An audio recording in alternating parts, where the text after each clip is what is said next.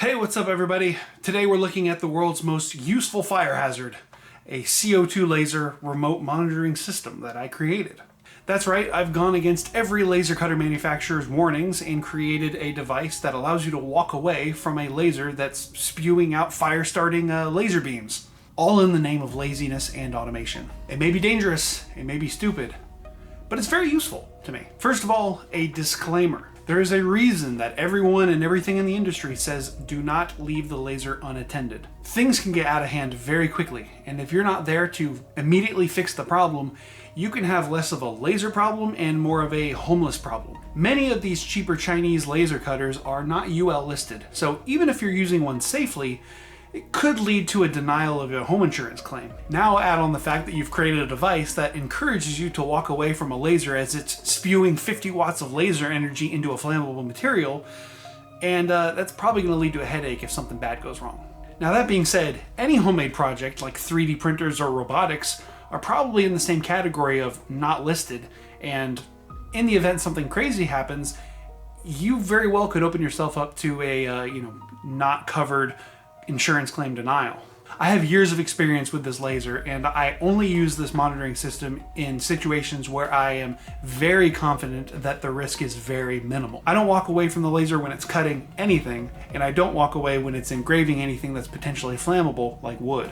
I absolutely never leave the house when the laser is running, and even if I'm using the monitor, I still come out here periodically and check on the engraving itself.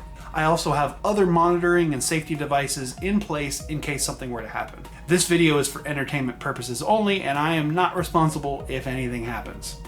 Now, while I don't encourage replicating this, I think that the background technology I'm using for notifications on this is something that may interest various makers, especially if you're into home automation. And that's exactly why I'm sharing it. Anyway, back to the fun. I've had this 50 watt CO2 laser for over 5 years. It started as a tool to make parts for projects, but it's grown into a way I can make a little bit of money. Through my incredibly not profitable side business, Get Lasered, I make all sorts of engraved products for my friends, family, coworkers, and customers. My most popular work by far is engraved images.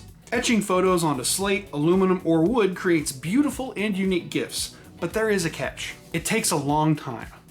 The average engraving runs from 30 minutes to 2 hours. And when I'm doing over 100 slate coasters in a week during the holidays, that's a lot of standing around. And that's why I built this, my remote laser monitoring system. It uses a little bit of everything that I've learned as a maker. 3D printing, electronics, automation, programming, all to create a little system that basically makes my life a little bit easier when I'm using my laser cutter. At first, I wanted to do this through software alone using lightburn, since I know that it has some sort of connection to the laser status. But lightburn's developers have made it clear that they won't enable status monitoring. It could encourage people to leave the laser unattended, which is exactly what you're not supposed to do. So instead, I built a standalone device that stays inside the laser and handles everything on its own. The concept is simple. I'm going to use a Pi to monitor the ready, busy, and fault signal outputs from the controller. The same ones that drive my tower light that I installed a couple of years ago. Because the controller runs on 24 volt and the Pi's GPIO pins only handle 3.3 volts, I used a relay board between them. The controller and relay board share the same ground and power reference, and the relay triggers are set to low since the controller pulls pins to ground when active. When a certain status is triggered on the laser controller, that pin pulls to ground, which triggers the relay board to activate that specific relay. I put together a small, basic proof of concept which worked perfectly. I then used an older Raspberry Pi running PiOS. Now let me be clear, the Raspberry Pi is probably very overkill for this project, but it's what I had on hand. I don't have any small microcontrollers that could do the same thing. None of this would work without a well-written Python program, so I, and honestly ChatGPT, wrote a Python script that does exactly what I needed to do. Now say what you want about vibe coding, but it only took me about 20 minutes to get this from idea to actual code that runs on the Pi right now. That saved me hours of manually writing Python, and honestly, AI is a tool if you use it as a tool. To handle notifications, I'm using a free service called callmebot.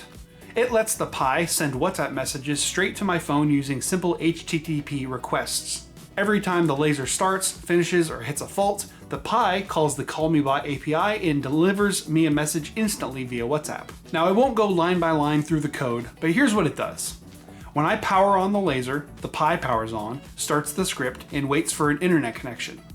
Once it's online, it checks the GPIO pin connected to the relay that monitors the ready output from the controller.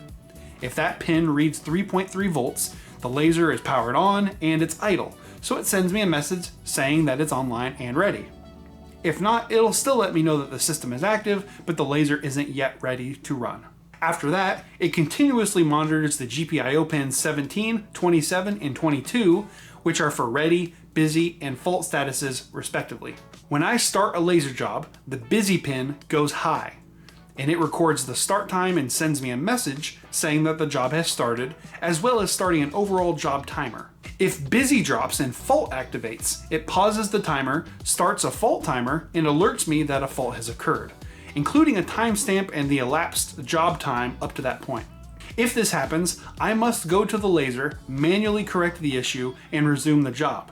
This program cannot do anything but monitor status. When the fault clears and busy goes high again, it resumes the main timer and sends another message saying that the fault was cleared and that the job is resumed. If the fault clears but only ready is high, that means the job did not resume.